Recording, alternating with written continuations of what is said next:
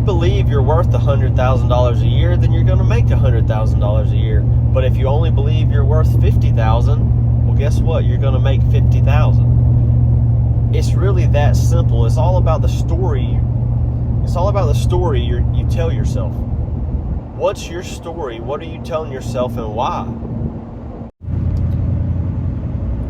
I've been wanting to tell y'all about this. I had an offer a while back on one of my duplexes. So I own 2 investment properties.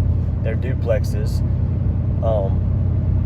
which is, let's say, one of them is a 2-bed, 2-bath on each side of the duplex. It's all one house, so it's one mortgage, but it's a duplex, so each side is 2-bed, 2-bath, and so I can rent each side out as separate rental units, but it's only on one mortgage. So by renting 2 things out, it's very easy to cover your mortgage and make a little profit. So that's really what I've wanted to do for the past probably 8 years, is in investment properties. I would love to own a dozen or even 100 duplexes or investment properties. One day maybe get into apartments or quad, maybe go from duplexes to quadplexes to strip malls, and then where you can rent out to businesses that can afford bigger rents. You can rent out a strip mall that's in a good area, a good location, or one day even apartment complexes. How cool would it be to own your own apartment complex? Anyway, these are some of the things I dream and think about. But anyway, so currently I only own 2 rental properties. They're both duplexes, and my first one, like I said, it's probably been 8 years now that I've owned it, and I bought it for $135,000, and I only owe around, let's just say, $100,000 on it.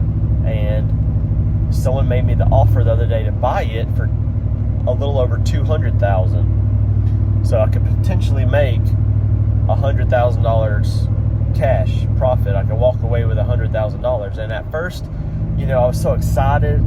Me and the wife, we really want to build a house. And so I was like, wow, this is it. This is the way to build that house. This is the way to give my wife and the kids, their dream house, their house that they deserve.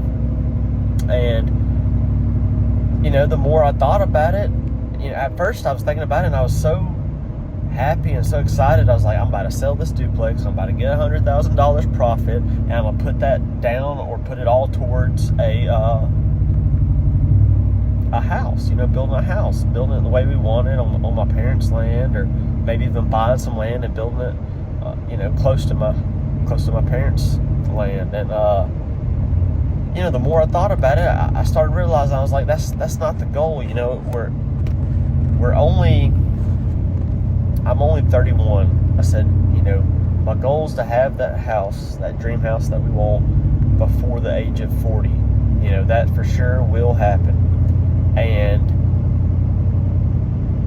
if that's the goal, then right now I don't need to sacrifice. I don't need to sell that duplex, because the goal and the dream is always to never sell, is to only buy more and buy more and buy more. And so, yeah, I could make $100,000, but I only owe, $100,000. So I could have it paid off if I double down, or, make some extra payments here and there. I could have it paid off, and then I have, I'm already making some positive cash flow, but I would have, great cash flow then. I would have a complete house that's paid for, that, that monthly passive income, monthly income is coming in from the rentals. And that's always been the goal. And then I can use that income added to my current income from my job, and then there I am, I'm making more money, and then I look like I can afford to buy another duplex or a quadplex, or so on and so forth. So that's the goal. I can't, the more I thought about it, I was like, I can't sacrifice my long-term goals for short-term, satisfaction. And that's what I would have been doing. And so, I made the hard decision to let the buyer know that, I'm going to hold on to my rental property a little bit longer, and my investment property, and I'm not going to sell it right now. And I really wanted to ask y'all about it. I wanted to ask y'all what y'all thought. So please comment below and let me know what y'all would have done.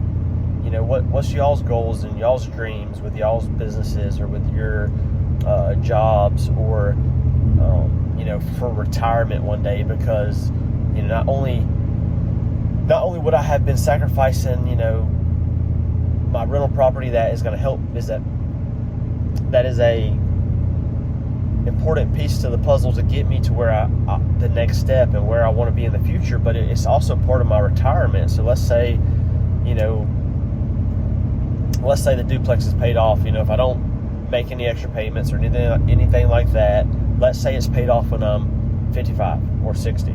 Well, that's right when I'll be retiring. So if it's paid off, well, then I don't owe the mortgage. That means both of the rental incomes from each side of that duplex is now all monthly income. It's all profit each month that I can live off of, that can help me when I retire. So at the very least, that is for sure going to happen. But of course, you know, if I could pay it down a little bit sooner, or if I could use it to get a second mortgage against it and then use that as a down payment on another duplex or a quadplex or so on and so forth, you know, that's my plan, to kind of speed things up and buy more investment property. The more investment property I have, the more rental income I have, the more cash flow that I have, and that I look like I can then afford more. So, you know, at some point you get to where you have so many that's it. That's your full-time job. And so I would love, I'm 31 now, to be able to be 40 years old and not have to work a normal job,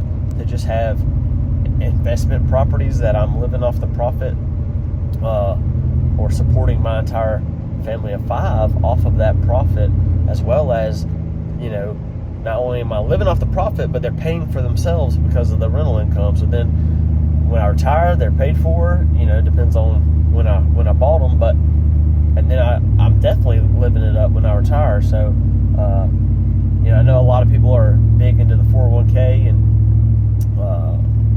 you know, investing heavily into their 401k, and they think that's going to be their main retirement, which it is. I have, you know, let's say I actually have around $65,000 in my 401k also, but I don't know if I didn't put any more in, I don't know how much that would end up being one day. I think if I continue to go the way I'm going, let's say it'll be 2.3 million or something like that when I'm 60 or 65. So, you know, that's going to be nice too, though. You have to think about it. There's no telling what it's going to cost to live when I'm, you know, 30 years from now, 35 years from now. So that, you know, it might sound like a lot, 2.3 million, but I don't know what that'll be each month, and I don't know, you know, if we'll even be able to live off that. You know, I don't know what monthly that would break down to, or I don't know how retirement and everything works. But anyway, it's important to invest in your 401k.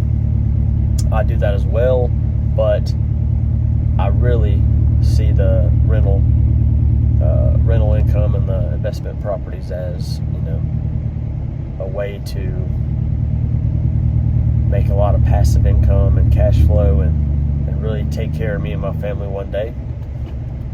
So yeah, if y'all want to hear more videos like this, please comment, subscribe. Let me know what y'all think when you comment. You know, what do you do? What are your goals? Where you hope you are when you retire, or, you know, when you're 40, or, you know, how old are you now? Just anything and everything. Leave me some comments. Ask me some questions. I'm going to start doing more videos about this type of stuff.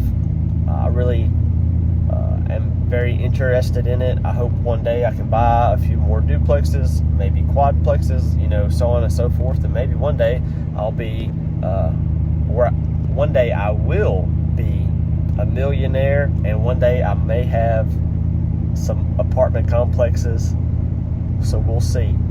So, you know, get in while you can. Watch me as time goes by. How cool would it be to see, you know, I know Dylan Hatfield and Hatfield Living, and I watched him when he only had 2 duplexes, and now he owns 2 apartment complexes, or whatever it may end up being. But thank y'all for commenting, liking, sharing this. Yeah. Thank y'all.